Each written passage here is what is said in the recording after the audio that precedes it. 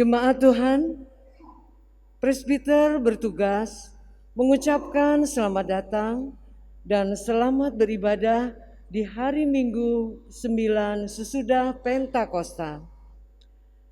Di dalam ibadah saat ini akan dilayankan sakramen perjamuan.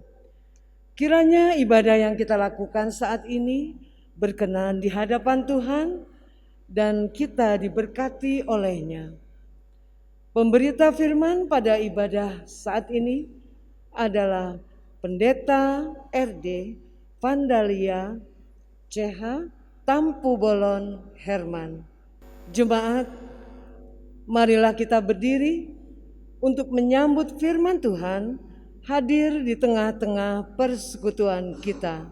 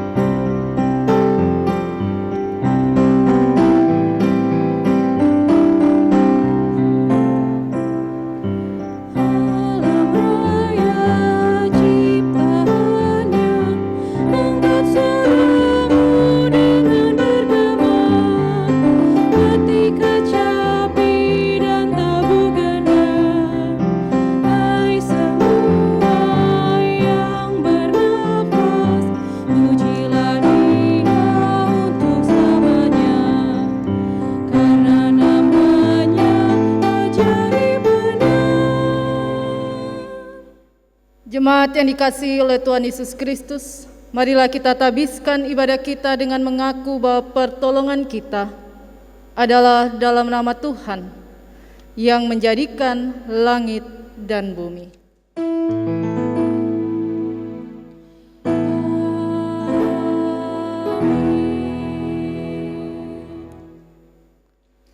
Dengarkanlah nas pembimbing kita, sebagaimana tertulis di dalam kitab Mazmur pasal 103, ayatnya yang ke-1 dan ke-2 firman Tuhan. Pujilah Tuhan, hai jiwaku, pujilah namanya yang kudus, hai segenap batinku. Pujilah Tuhan, hai jiwaku, dan janganlah lupakan segala kebaikannya. Terimalah salam, kasih karunia dan damai sejahtera dari Allah Bapa kita dan dari Tuhan Yesus Kristus menyertai kamu.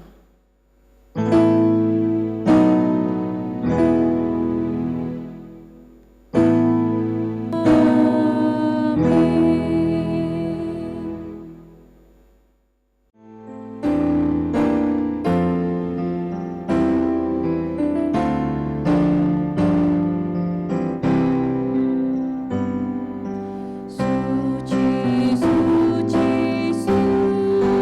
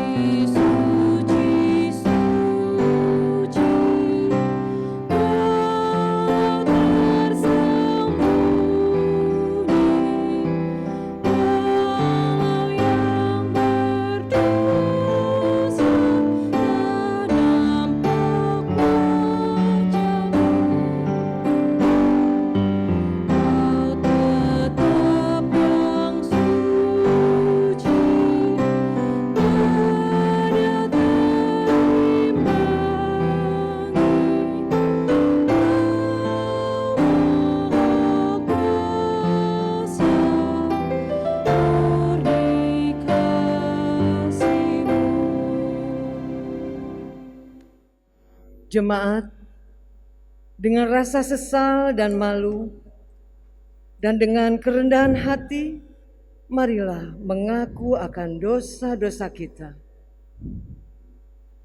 Kasihanilah kami ya Allah, menurut kasih setiamu. Hapuskanlah pelanggaran kami, menurut rahmat-Mu yang besar. Bersihkanlah kami seluruhnya dari kesalahan kami, dan tahirkanlah kami dari dosa kami. Sebab kami sendiri sadar akan pelanggaran kami, dan senantiasa bergumul dengan kesalahan kami. Jadikanlah hati kami tahir ya Allah, dan baharuilah batin kami dengan roh yang teguh. Jangan membuang kami dari hadapan-Mu, dan janganlah mengambil roh-Mu yang kudus daripada kami. Bangkitkanlah kembali kepada kami kegirangan karena selamat yang daripadamu, dan lengkapilah kami dengan roh kerelaan.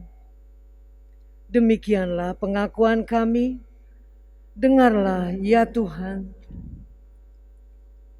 Jemaat yang dikasihi oleh Tuhan Yesus Kristus, ketika kita telah mengaku dosa di hadapan Allah, maka kepada setiap orang yang telah mengaku dosa dan sungguh bertobat, disampaikan berita anugerah pengampunan sebagaimana tertulis di dalam kitab Yohanes, pasalnya yang ketiga, ayatnya yang ke-16, firman Tuhan. Karena begitu besar kasih Allah akan dunia ini, sehingga Ia telah mengaruniakan anaknya yang tunggal, supaya setiap orang yang percaya kepadanya tidak binasa, melainkan beroleh hidup yang kekal. Berdasarkan firman Tuhan ini, selaku pelayan Yesus Kristus, kami memberitakan bahwa pengampunan dosa telah berlaku di dalam nama Bapa dan Anak dan Roh Kudus. Syukur kepada Tuhan. Amin. Amin.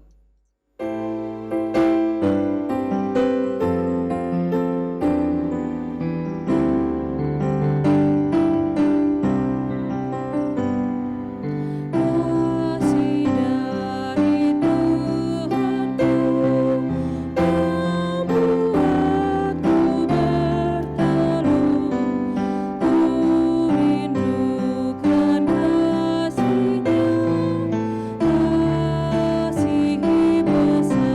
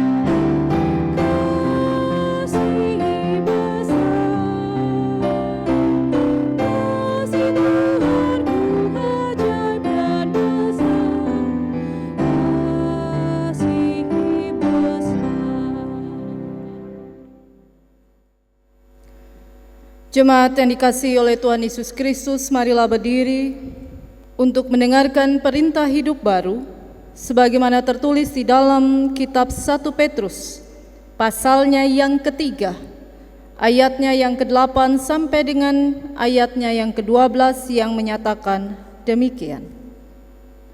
Dan akhirnya, hendaklah kamu semua seia, sekata, seperasaan, mengasihi saudara-saudara, penyayang dan rendah hati, dan janganlah membalas kejahatan dengan kejahatan atau caci maki dengan caci maki, tetapi sebaliknya hendaklah kamu memberkati, karena untuk itulah kamu dipanggil, yaitu untuk memperoleh berkat.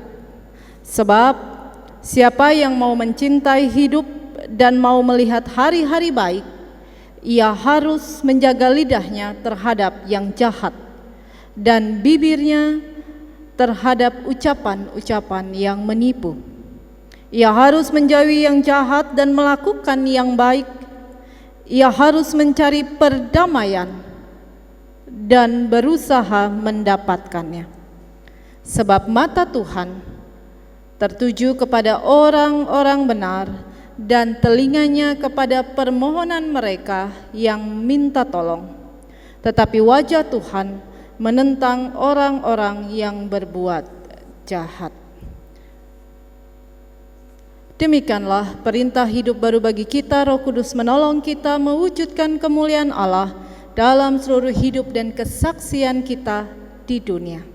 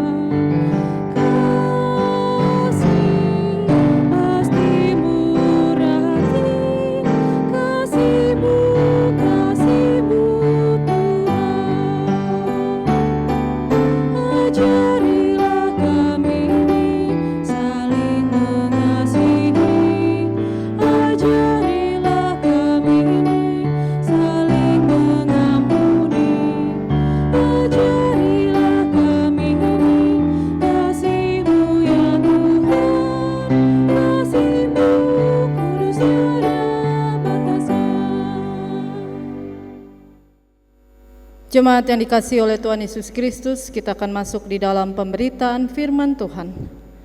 Mari kita siapkan hati, kita berdoa memohon bimbingan Roh Kudus. Kita berdoa. Allah Sang Pengendali waktu kehidupan kami, kembali kami bersujud sungkur di hadapan-Mu dalam kerinduan kami untuk kembali disapa oleh kebenaran firman-Mu. Urapi kami dengan kuasa Roh Kudus-Mu agar firman yang akan kami baca dan dengar ini dapat sungguh kami mengerti dan kami berlakukan dalam hidup kerjalayan yang Tuhan Yesus percayakan.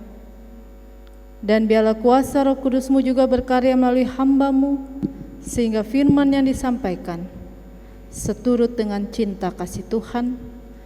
Dan firman itu boleh benar-benar mempersiapkan diri kami untuk mengambil bagian dalam sakramen perjamuan kudus.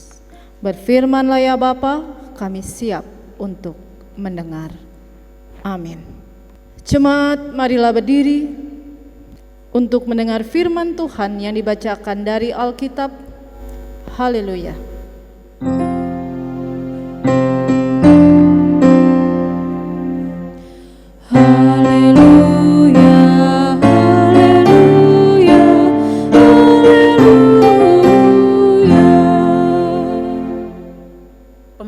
Bacaan Alkitab hari ini dari kitab Ulangan 9 ayatnya 1 hingga ketiga. Ulangan 9 ayat 1 hingga ketiga yang menyatakan, dengarlah hai orang Israel, engkau akan menyeberangi sungai Yordan pada hari ini untuk memasuki serta menduduki daerah bangsa-bangsa yang lebih besar dan lebih kuat daripadamu, yakni kota-kota besar yang kubu-kubunya sampai ke langit. Suatu bangsa yang besar dan tinggi, orang enak yang kau kenal dan yang tentangnya kau dengar orang berkata, siapakah yang dapat bertahan menghadapi orang enak? Maka ketahuilah pada hari ini bahwa Tuhan Allahmu, Dialah yang berjalan di depanmu, laksana api yang menghanguskan. Dia akan memunahkan mereka dan Dia akan menundukkan mereka di hadapanmu.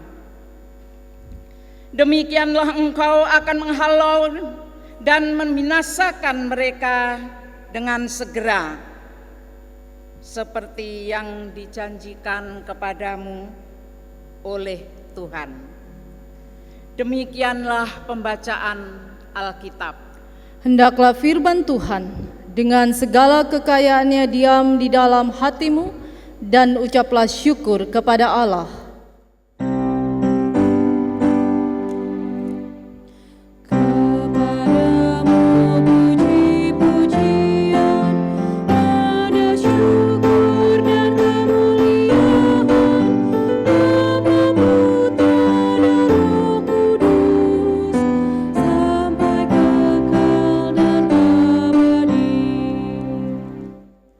Bapak, Ibu, dan Saudara yang dikasihi oleh Tuhan Yesus Kristus, hari ini kita bersyukur ketika Allah izinkan kita membaca kitab Ulangan pasal 9 ayatnya yang ke-1 sampai dengan ayatnya yang ketiga. Ketika membaca teks ini, saya teringat akan pernyataan dari B.J. Habibie, Presiden Indonesia yang ketiga. Dia pernah berkata, kesetiaan berarti ketulusan untuk menyimpan satu hati di dalam hati dan berjanji untuk tidak mengkhianati. Ketika B.J. Habibie memberikan pernyataan ini, pernyataannya ini mengandung sebuah pesan tentang arti atau makna sebuah kesetiaan dalam diri seseorang, sebagai usaha untuk mengingatkan bahwa wujud dari kesetiaan seharusnya dapat membuat seseorang sungguh-sungguh mampu menunjukkan sebuah komitmen terhadap janji yang pernah diucapkannya. Menjadi sebuah perenungan bagi kita ketika kita diingatkan oleh pernyataan B.J. Habibie tentang kesetiaan. Bagaimana dengan kesetiaan kita sebagai orang percaya dalam hubungannya dengan Allah? Apakah benar hati kita yang mengaku diri sebagai orang percaya ini benar-benar tertuju kepada Allah dan tidak pernah menduakan Allah? Jika kita ditanya sebagai orang percaya, saat kita sedang tidak ada pergumulan, mungkin kita akan menjawab dengan lantangnya bahwa kita setia kepada Allah, kita beriman kepada Allah. Tapi kalau ternyata saat kita ditanya dalam situasi di mana kita sedang penuh dengan pergumulan, tantangan, hambatan, bahkan penderitaan, mungkin bisa saja tiap orang akan memiliki jawaban yang berbeda-beda. Jika kita ditanya apakah hati dan tindakan kita sejalan dengan pengakuan kita bahwa kita percaya kepada Allah, kita setia kepada Allah, sekali lagi jawabannya pasti beragam. Mengapa? Karena realitanya masih banyak sekali orang percaya yang hidup menurut apa mau mereka. Masih banyak sekali orang percaya yang hidup menurut tawaran dunia. Jika mereka lihat itu lebih mudah, jika mereka lihat itu lebih aman dibanding hidup setia kepada Allah, serta dengan serta-merta mudah sekali akhirnya menjadikan Allah itu kesekian, bukan yang pertama. Kenapa ini bisa terjadi? Karena masih banyak orang yang takut untuk menderita. Karena masih banyak orang yang benar belum memiliki keberanian, kekuatan untuk berjuang hidup setia kepada Allah. Karena itu Bapak, Ibu, dan Saudara yang dikasihi oleh Tuhan kita Yesus Kristus, ketika kita hari ini membaca kitab Ulangan pasalnya yang ke-9 ayatnya yang pertama sampai dengan ayatnya yang ketiga. Teks kita ini merupakan teks yang di dalamnya menjadi bagian dari khotbah Musa yang pendengarnya adalah anak-anak generasi pertama yang keluar dari Mesir. Generasi pertama telah dipimpin Tuhan sampai tempat tersebut perbatasan dan siap menduduki negeri perjanjian. Tapi apa yang terjadi, yang disayangkan adalah ternyata generasi pertama ini memberontak kepada Allah. Ketika ada 12 pengintai yang diutus, 12 pengintai itu kembali, tetapi terbagilah dari 12 itu ada 10 pengintai yang ketakutan, yang tidak percaya kepada Allah kalau mereka bisa menduduki tanah perjanjian itu hanya karena mereka melihat sebuah realita bahwa ternyata tanah perjanjian yang dijanjikan oleh Allah itu bukanlah tanah yang kosong. Tanah perjanjian yang dijanjikan Allah itu adalah tanah yang di dalamnya ada penduduknya, yaitu di sini dikatakan orang enak, bangsa enak. Dan itu adalah bangsa raksasa yang besar. Bahkan dikatakan di sini bahwa siapakah yang dapat bertahan menghadapi orang enak. Ketakutan 10 orang pengintai ini ternyata mempengaruhi bangsa Israel, generasi pertama, untuk memberontak kepada Allah. Kesalahan mereka adalah mereka bukan fokus kepada janji Allah, tetapi mereka fokus kepada diri mereka, logika manusia mereka, ketakutan mereka.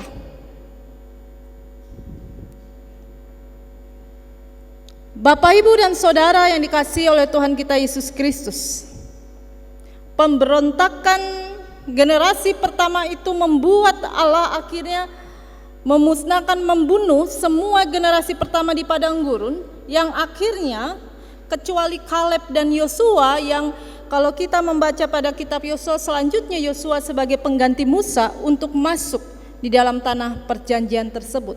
Dan dalam bacaan kita, generasi kedua berada di dalam situasi yang sama.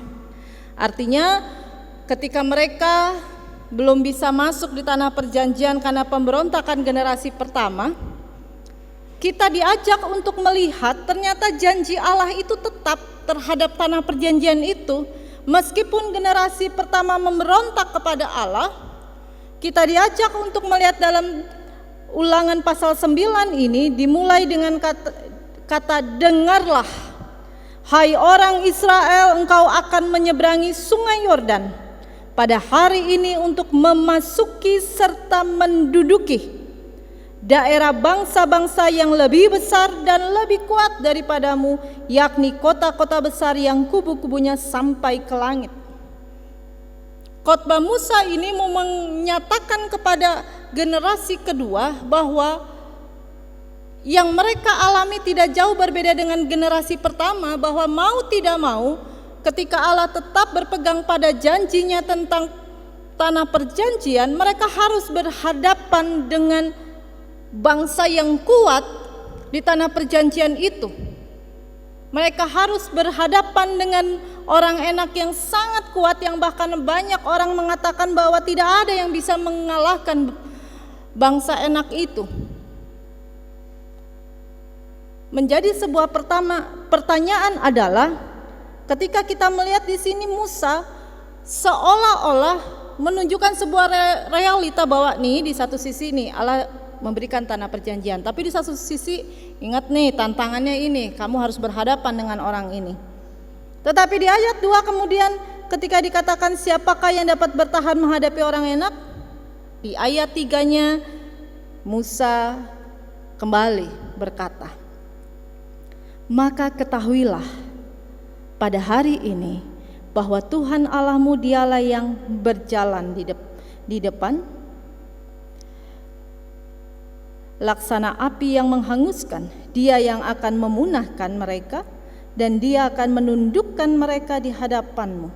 Demikianlah engkau akan menghalau dan membinasakan mereka dengan segera seperti yang dijanjikan kepadamu oleh Tuhan.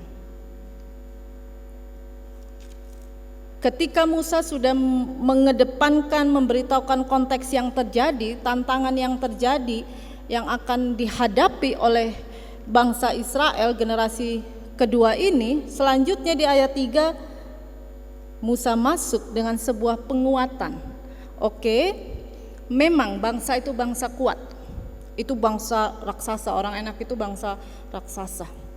Bahkan secara logika manusia tidak ada yang bisa bertahan, tidak ada yang bisa mengalahkan orang enak ini.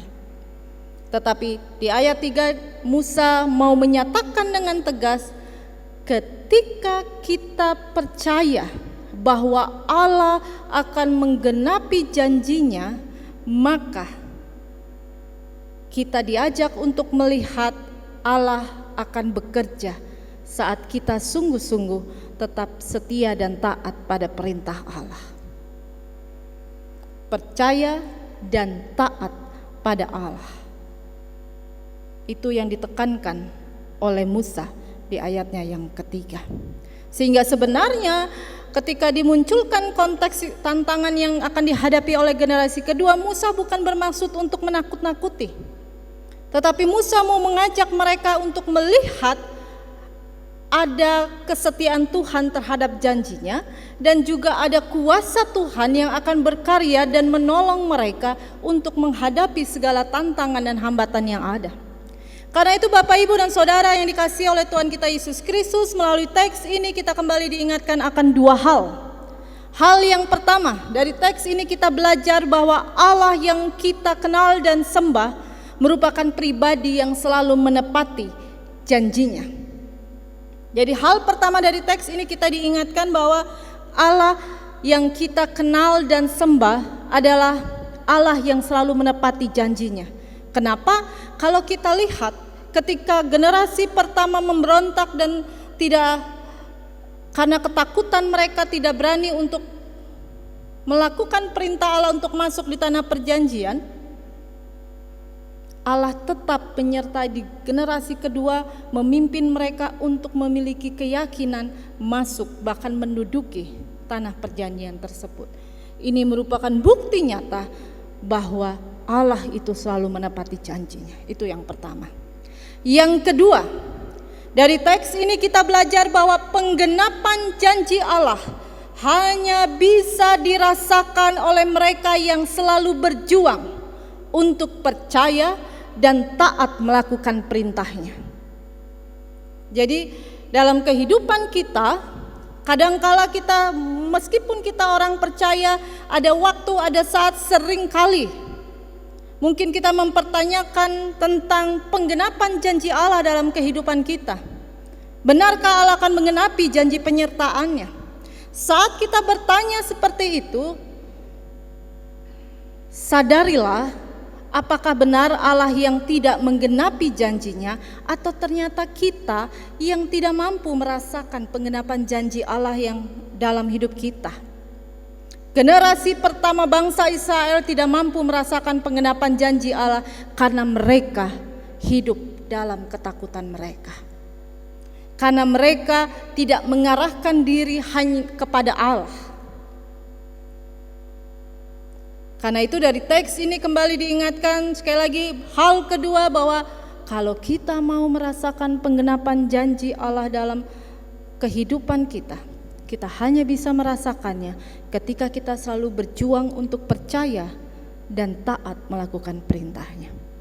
Menjadi perenungan bagi kita saat ini adalah, apakah kita telah merasakan penggenapan janji penyertaan Allah dalam hidup kita? Jika belum, sadarilah bahwa itu tanda bahwa mungkin kita masih menjadi pribadi yang hanya mengaku sebagai orang percaya, tapi hati dan pikiran kita belum sungguh mengarah kepada Tuhan. Hati dan pikiran kita masih mengarah pada logika pikiran manusia kita. Hati dan pikiran kita masih mengarah pada ketakutan, keraguan, tantangan, kesulitan, hambatan yang terjadi, bahkan penderitaan yang kita alami, dan bukan kepada janji Tuhan. Bapak, Ibu, dan Saudara yang dikasihi oleh Tuhan kita Yesus Kristus, hari ini kita kembali dikuatkan bahwa Allah itu setia pada janjinya.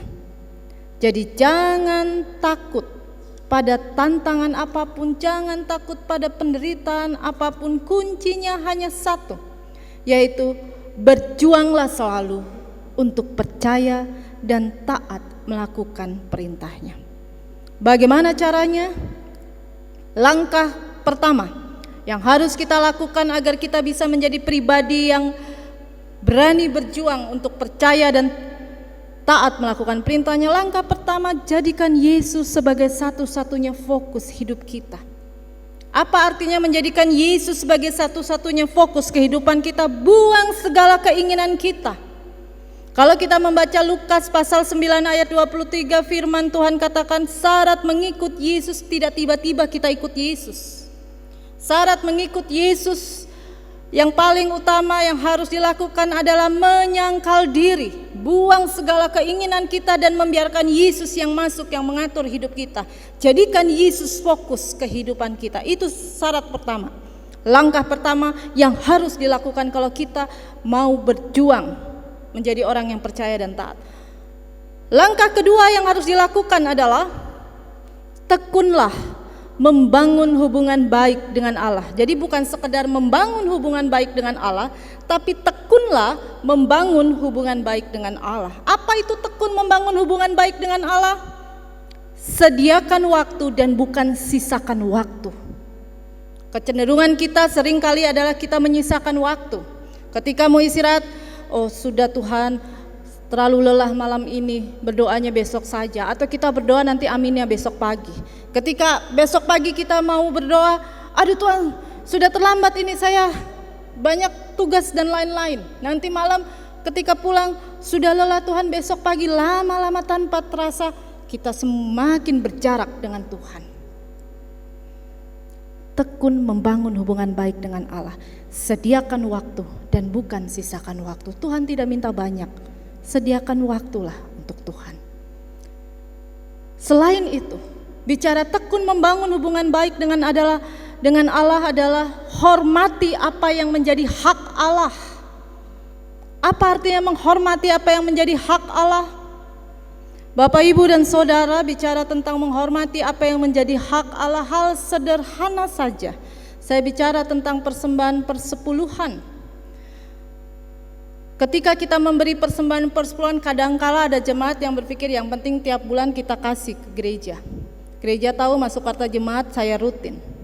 Tapi mari coba kita tanya ke diri kita, apakah kita sudah benar dalam memberi kepada Allah? Apakah ketika kita memberi sudah menghormati apa yang menjadi hak Allah? Apa maksudnya? Artinya ketika memberi persembahan persepuluhan, sadarilah, misalnya gaji kita 3 juta, sadarilah hak kita tuh hanya 2,7. 300-nya itu adalah hak Allah. Artinya ketika kita menerima gaji, langsung yang menjadi hak Allah berikan untuk Allah ke gereja.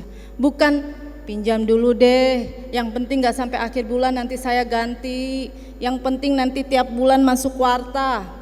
Oke, mungkin orang-orang di sekitar lihat kita rajin memberi persepuluhan, tapi apakah cara kita memberi itu sudah menghormati apa yang menjadi hak Allah? Langkah yang ketiga yang harus kita lakukan adalah lihatlah penderitaan atau tantangan itu sebagai anugerah dan bukan beban. Jadi ketika kita mau menjadi pribadi yang berjuang untuk percaya dan taat kepada melakukan perintah Allah, maka langkah yang ketiga, belajarlah untuk melihat penderitaan itu sebagai anugerah dan bukan beban. Bagaimana caranya? Belajar bersyukur dalam segala hal. Karena ketika kita bersyukur dalam segala hal, kita dilatih untuk tidak pernah bersungut-sungut di tengah penderitaan kita, tapi kita dilatih untuk selalu mencari apa yang Allah mau di tengah peristiwa yang saya alami. Karena itu Bapak, Ibu, dan Saudara yang dikasihi oleh Tuhan kita Yesus Kristus, ketika hari ini kita juga akan kembali untuk mengambil bagian dalam perjamuan kudus, maka kita diingatkan kembali untuk mari berjuanglah untuk mengarahkan hati dan pikiran kita hanya kepada Yesus, agar kita benar-benar menjadi pribadi yang tetap percaya dan taat pada Allah meskipun di tengah pergumulan sekalipun, agar kita akhirnya tetap mampu merasakan penggenapan janji penyertaan Allah dalam situasi dan kondisi apapun dimanapun kita berada. Percayalah dan yakinilah, hanya dalam kesetiaan dan mempercayakan diri kepada Allah kita mampu merasakan damai sejahtera Allah. Selamat berjuang untuk tetap percaya dan taat kepada Allah. Tuhan Yesus memberkati. Amin. Jemaat yang dikasihi oleh Tuhan Yesus Kristus, kita akan masuk di dalam pelayanan sakramen perjamuan kudus. Karena itu, dengarkanlah penetapan perjamuan kudus sebagaimana tertulis di dalam kitab Injil Matius pasal 26 ayat 26 sampai dengan ayatnya yang ke-29. Firman Tuhan. Dan ketika mereka sedang makan, Yesus mengambil roti, mengucap berkat, memecah-mecahkannya, lalu memberikannya kepada murid-muridnya dan berkata, "Ambillah, makanlah, inilah tubuhku." Sesudah itu ia mengambil cawan, mengucap syukur, lalu memberikannya kepada mereka dan berkata, "Minumlah kamu semua dari cawan ini, sebab inilah darahku, darah perjanjian yang ditumpahkan bagi banyak orang untuk pengampunan dosa. Akan tetapi aku berkata kepadamu, mulai dari sekarang aku tidak akan minum lagi hasil pokok anggur ini sampai pada hari aku meminumnya, yaitu yang baru, bersama-sama dengan kamu dalam kerajaan Bapa-Ku." Jemaat yang dikasihi oleh Tuhan Yesus Kristus, dengarkanlah penjelasan perjamuan kudus. Perjamuan kudus adalah perintah Yesus Kristus bagi kita, bahwa setiap orang yang telah mengaku iman percaya kepada Yesus Kristus dan telah diteguhkan sebagai warga sidi, jemaat wajib hadir mengikuti perjamuan kudus. Bahwa roti dan anggur dalam cawan adalah lambang tubuh dan darah Yesus yang telah diserahkan sebagai korban tebusan untuk memulihkan hubungan kita dengan Allah yang terputus karena dosa dan untuk menyelamatkan seisi dunia ciptaannya. Melalui perjamuan kudus ini kita dipersatukan dengan Yesus Kristus di dalam kematian dan kebangkitannya. Dengan demikian persekutuan tubuh Yesus dengan para murid pada perjamuan malam terakhir terus berlangsung sampai penggenapannya di dalam kerajaan Allah, di mana kita semua akan duduk bersama Kristus di perjamuannya.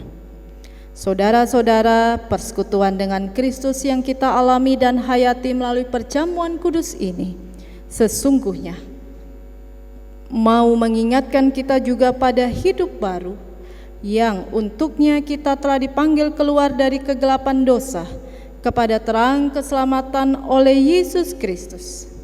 Hidup yang dimaksud adalah hidup yang bersaksi tentang Yesus Kristus sebagai Sang Penebus dan Juru Selamat dunia melalui kata dan perbuatan. Mari kita berdoa. Ya Bapa Pencipta, Raja semesta. Kami bersyukur karena Engkau layakkan kami hadir dalam perjamuan kudus ini untuk mengingat rayakan kematian dan kebangkitan Kristus demi memulihkan dan menyelamatkan kami. Kepadamu kami persembahkan tubuh kami sebagai persembahan yang hidup, yang kudus, dan yang berkenan kepadamu. Allah Bapa pengasih, kami mohon kiranya oleh kuasa Roh Kudus kami dikenyangkan dan disegarkan dengan roti dan anggur yang menghidupkan, yakni tubuh dan darah Tuhan Yesus.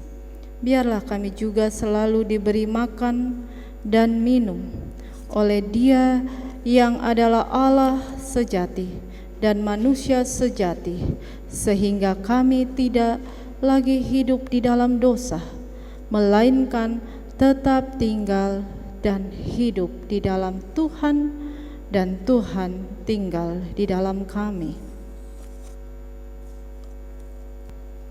Ya Allah, Tuhan kami, Engkau menghendaki agar kami semua menjadi satu.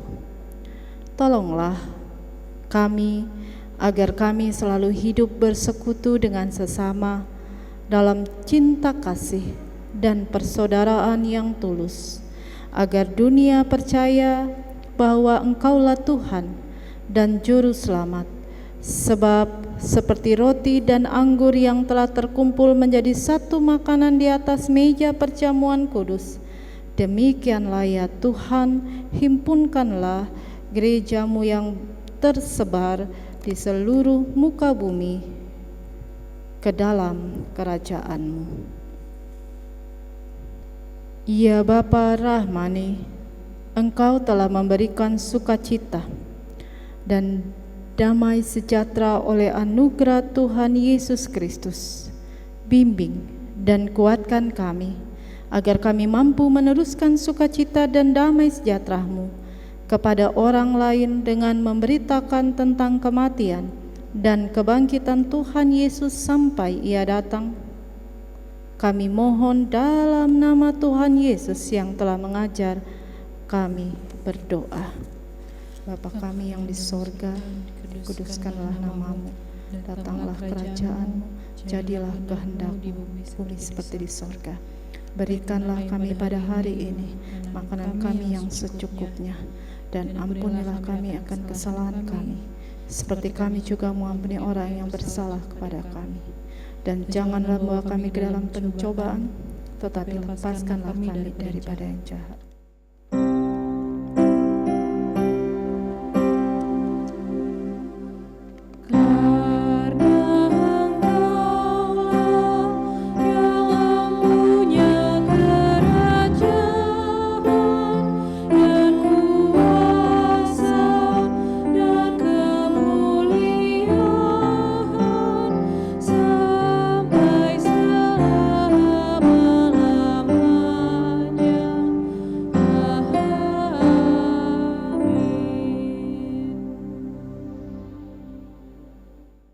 Jemaat yang dikasihi oleh Tuhan Yesus Kristus, sebelum kita menerima roti dan anggur sebagai lambang tubuh dan darah Tuhan Yesus, marilah berdiri untuk mengikrarkan pengakuan iman rasuli dengan sikap sempurna, dengan hati dan mulut masing-masing berkata, "Aku percaya kepada Allah, Bapa yang Maha Kuasa, Khalik langit dan bumi, dan kepada Yesus Kristus, Anak yang tunggal Tuhan kita, yang dikandung daripada Roh Kudus, lahir dari anak darah Maria, yang menderita sengsara di bawah pemerintahan Pontius Pilatus, disalibkan, mati dan dikuburkan, turun ke dalam kerajaan maut, pada hari yang ketiga bangkit pula dari antara orang mati, naik ke sorga, duduk di sebelah kanan Allah, Bapa yang Maha Kuasa, dan akan datang dari sana untuk menghakimi orang yang hidup dan yang mati. Aku percaya kepada Roh Kudus, gereja yang kudus dan am, persekutuan orang kudus, pengampunan dosa, kebangkitan daging, dan hidup yang kekal.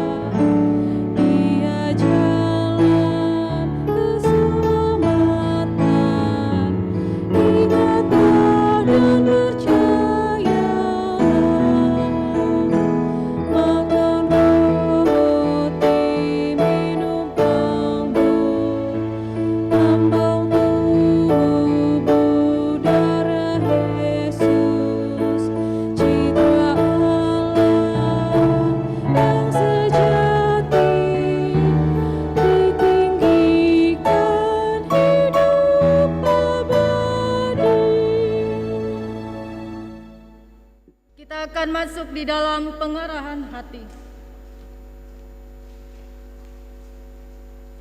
supaya kita dipelihara dengan roti sorgawi, yakni Yesus Kristus. Maka janganlah hati dan pikiran kita melekat pada roti dan anggur yang kelihatan ini, tetapi marilah kita menerimanya dengan iman yang tertuju kepada Yesus Kristus, Tuhan dan Juru Selamat kita. Damai sejahtera Kristus memenuhi persekutuan kita. Damai sejahtera bagimu. Jemaat, marilah, karena segala sesuatu telah tersedia bagi kamu.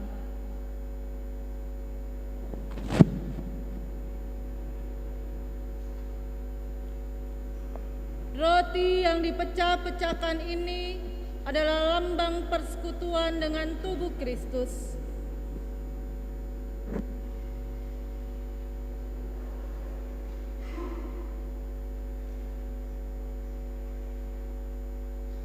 Ambillah.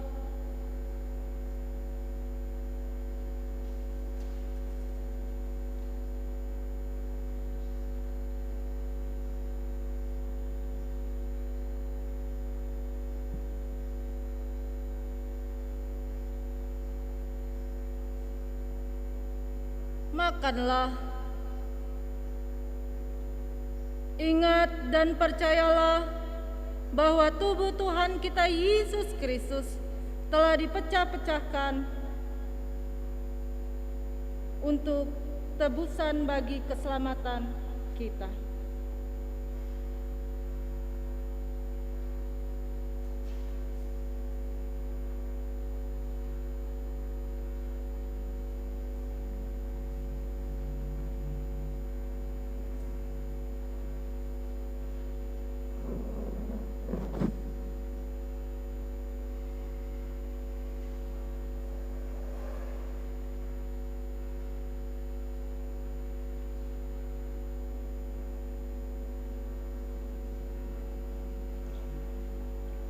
Anggur di dalam cawan yang kita pakai untuk mengucap syukur ini adalah lambang persekutuan dengan darah Kristus.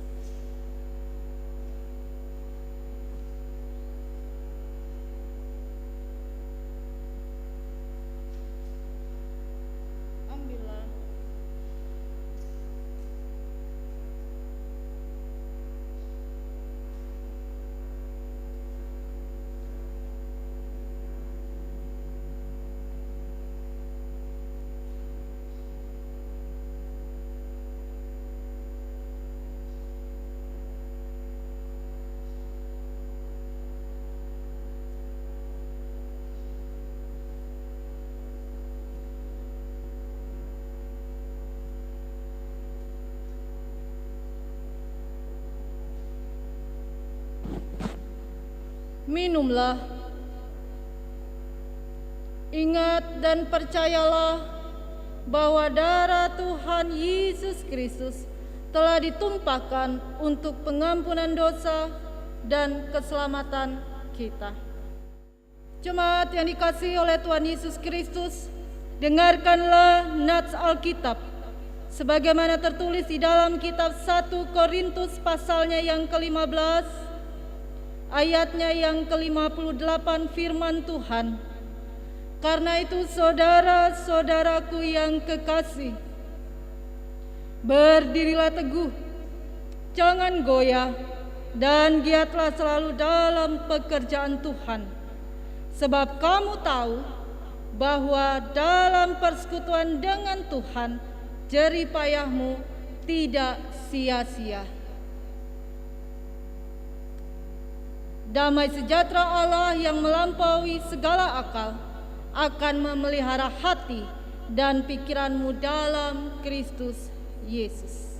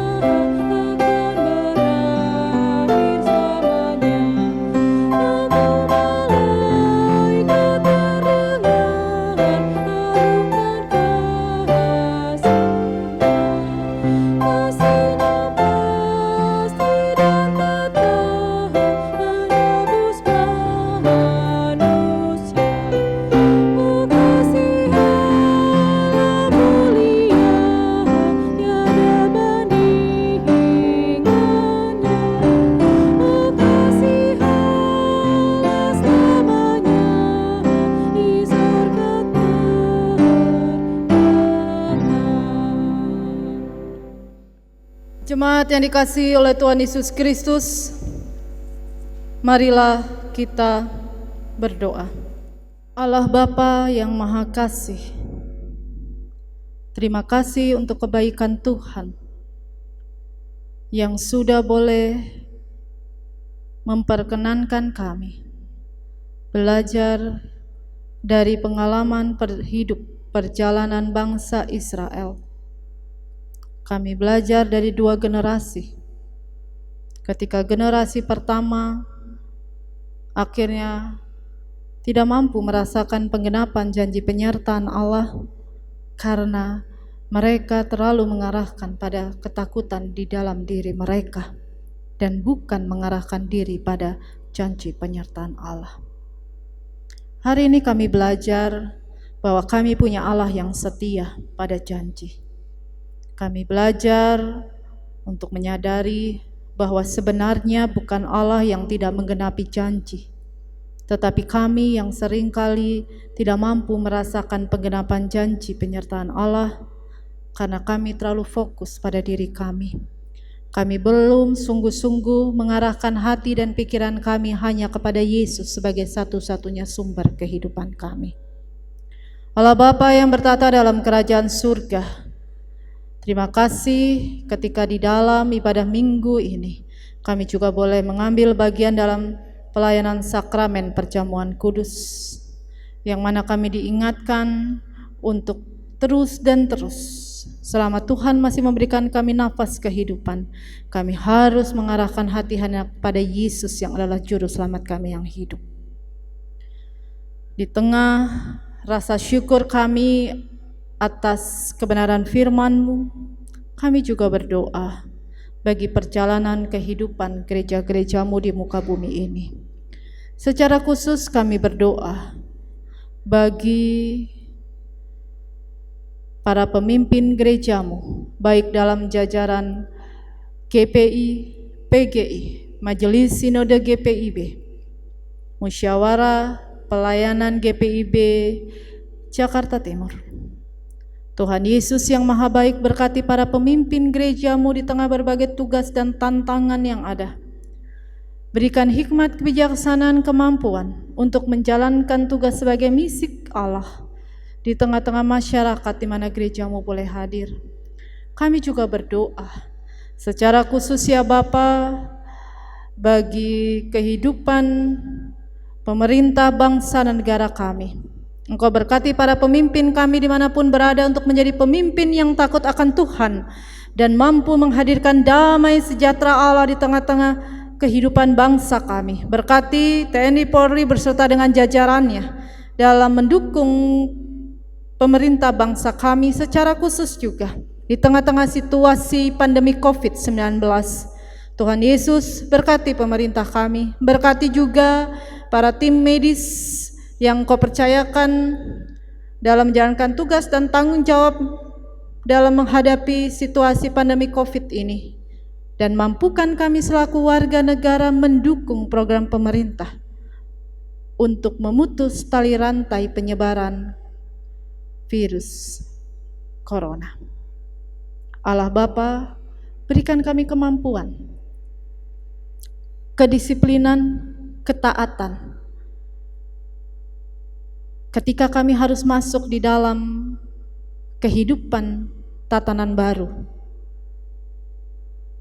Mungkin kami merasa sulit, tapi ajar kami ya Tuhan sebagai orang percaya untuk berani berjuang menjalankan kehidupan tatanan baru ini, kehidupan new normal ini, sebagai sebuah wujud nyata dukungan kami terhadap pemerintah untuk memutus tali rantai virus corona. Allah Bapa yang bertata dalam kerajaan surga, kami juga berdoa bagi para penderita, pasien-pasien, baik mereka yang isolasi di rumah sakit maupun mereka isolasi mandiri di rumah. Berkati mereka, berikan kekuatan iman, pengharapan, semangat positif, semangat sehat untuk meyakini bahwa kesembuhan yang sempurna akan Kau nyatakan. Terima kasih Bapa, kami juga berdoa secara khusus bagi pelayanan dan penata layanan jemaat GPIB Surya Kasih di tempat ini. Tuhan Yesus berkati para presbiter, secara khusus Ketua Majelis Jemaat Bapak Pendeta Bririwane beserta dengan istri dan anak kekasih. Berkati mereka ketika dipercayakan Tuhan boleh melayani di tengah-tengah kehidupan keluarga besar Jemaat GPIB Surya Kasih. Tuhan memberikan kesehatan, hikmat, kebijaksanaan dan berkat Tuhan yang melimpah bagi kehidupan keluarga besar Jemaat Surya Kasih dan secara khusus dalam kehidupan hamba-Mu Bapak Pendeta Bririwane. Kami juga berdoa bagi para diaken penatua, pelaksana harian majelis jemaat, komisi-komisi ke-6 pengurus dan pelayanan kategorial, panitia-panitia dan seluruh jemaat-Mu, dan secara khusus juga karyawan dan pegawai di Jemaat GPIB Surya Kasih ini. Ajar kami boleh berjalan bersama, menjalankan panggilan pengutusan kami lewat setiap program-program yang ada, biar lewat tugas yang kami jalankan boleh menjadi berkat bagi lingkungan masyarakat di mana jemaat ini boleh hadir. Terima kasih Tuhan Yesus yang Maha Baik, kami juga berdoa. Kami teringat bagi para janda, duda, yatim piatu, lansia, dan Compo. Engkau memberkati kehidupan mereka dalam situasi dan kondisi yang mereka alami. Kuatkan iman pengharapan mereka bahwa mereka tidak sendiri, bahwa kehidupan yang mereka alami boleh menjadi sebuah kesaksian iman bagi orang-orang di sekitar mereka yang mampu melihat bahwa Tuhan tetap setia menopang dan menyertai umat-Nya. Bapa, kami juga teringat bagi jemaat-Mu yang dalam pergumulan. Kami berdoa bagi jemaat-Mu yang mengalami pergumulan pribadi, pergumulan keluarga, mereka yang mengalami pergumulan ekonomi, mereka yang merindukan pekerjaan, merindukan pasangan hidup, bahkan mereka yang merindukan keturunan di tengah rumah tangga mereka, dan berbagai pergumulan lainnya. Tuhan Yesus yang Maha Baik, ajar kami untuk setia menaikkan doa-doa pribadi kami hanya kepada Engkau yang adalah sumber kehidupan kami.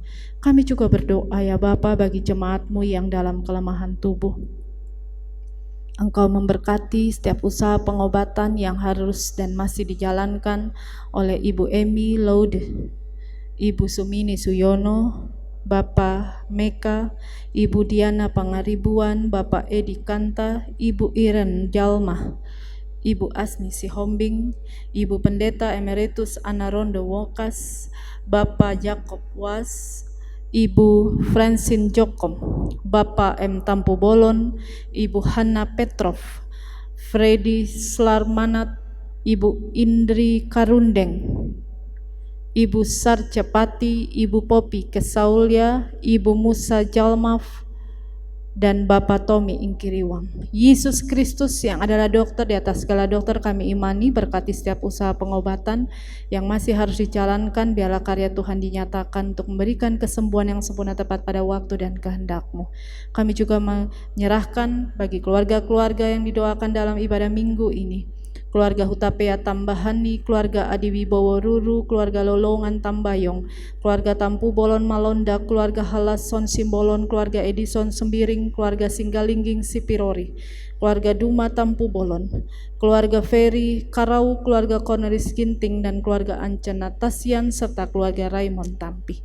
Setiap keluarga ini memiliki segala harapan-harapan dan gumul juang yang ada.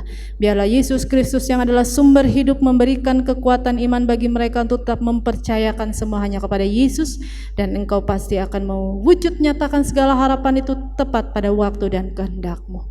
Terima kasih Tuhan Yesus yang Maha Baik. Kami juga berdoa bagi setiap jemaat-Mu yang mengalami berbagai keberhasilan maupun sukacita iman atas pertambahan usia kelahiran maupun usia perkawinan.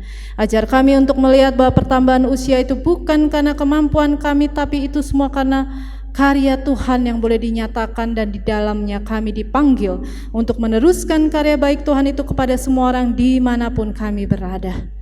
Terima kasih Bapa. Kami juga berdoa bagi anak-anak kami yang dalam studi di dalam situasi pandemi COVID, dalam situasi tatanan baru ini. Berikan semangat, disiplin, meskipun dalam situasi yang berbeda, tapi mereka tetap mampu untuk menjalankan proses belajar itu dengan kesungguhan dalam penyertaan Tuhan Yesus. Terima kasih Bapa untuk karya baik Tuhan dalam hidup kami. Terima kasih untuk ibadah yang boleh terjadi. Terima kasih untuk para presbiter bertugas. Terima kasih untuk pemandu lagu, pemain musik. Terima kasih juga untuk para tim multimedia dan tim ibadah live streaming ini. Biarlah karya dan cinta Tuhan memberkati kami untuk setia melayani Tuhan lewat setiap karunia yang Kau anugerahkan dalam kehidupan kami. Dan biarlah ibadah ini menjadi sebuah persembahan yang hidup dan harum hanya untuk kemuliaan nama Tuhan. Inilah doa dan permohonan kami yang kami alaskan hanya di dalam nama Tuhan kami Yesus Kristus, Juru Selamat kami yang hidup. Amin.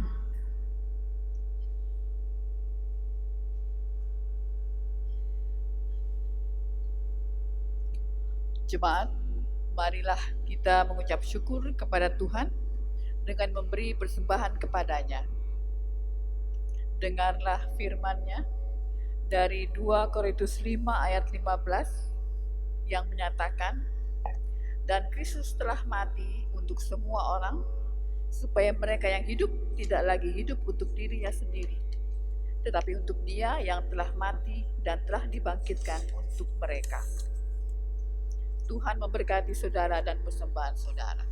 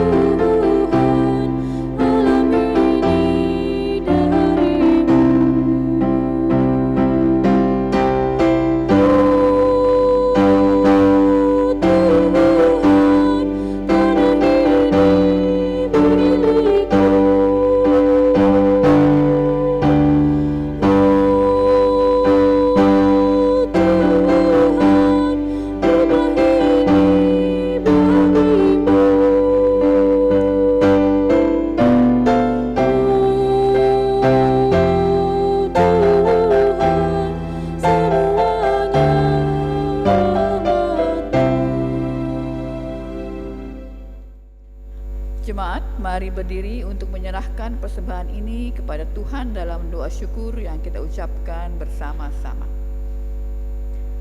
Ya Tuhan, terimalah persembahan syukur kami, yaitu jemaat yang telah Engkau selamatkan.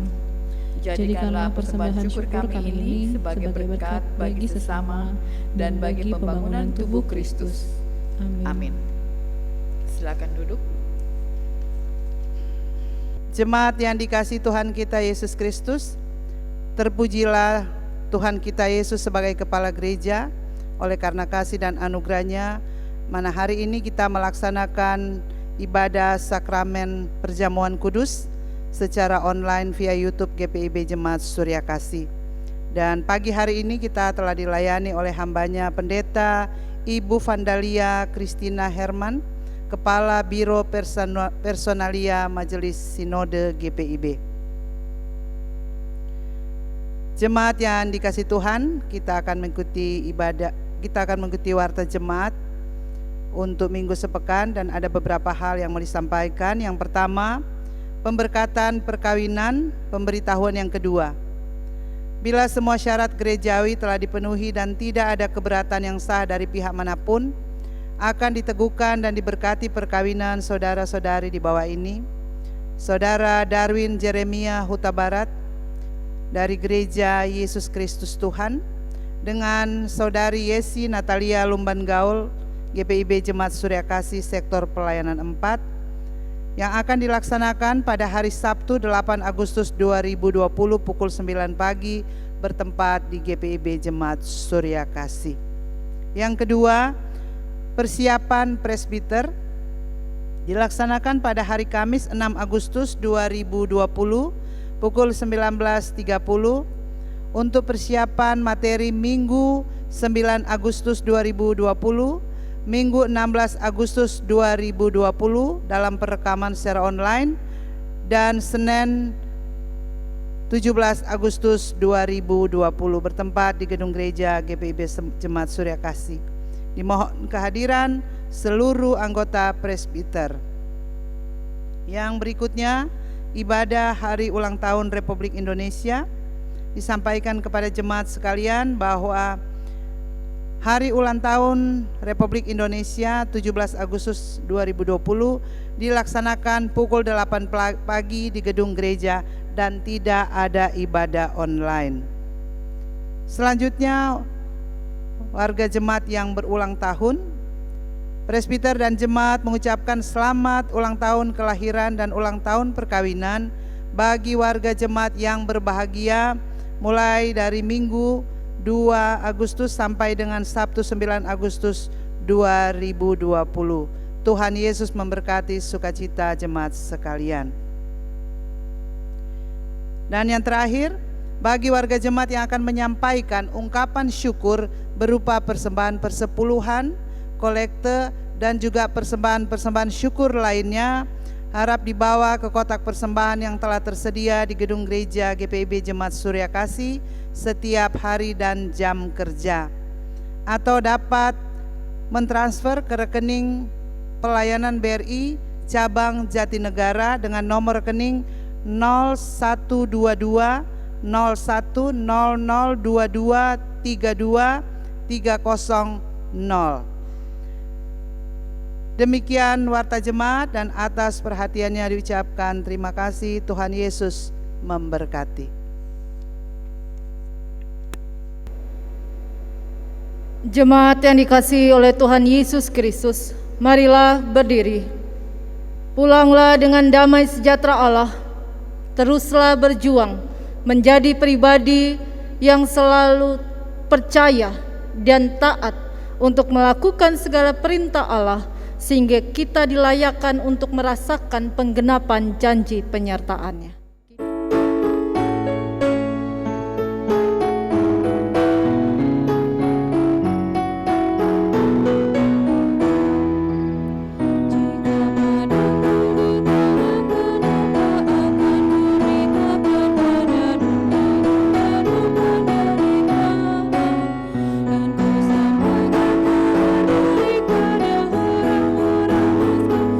Kebebasan bagi orang-orang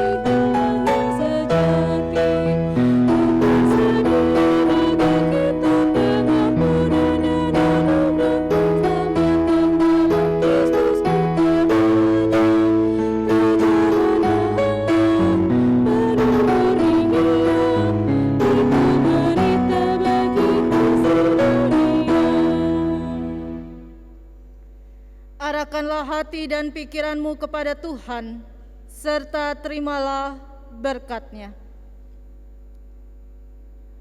Tuhan memberkati engkau dan melindungi engkau. Tuhan menyinari engkau dengan wajah-Nya dan memberi engkau kasih karunia. Tuhan menghadapkan wajah-Nya kepadamu dan memberi engkau damai sejahtera.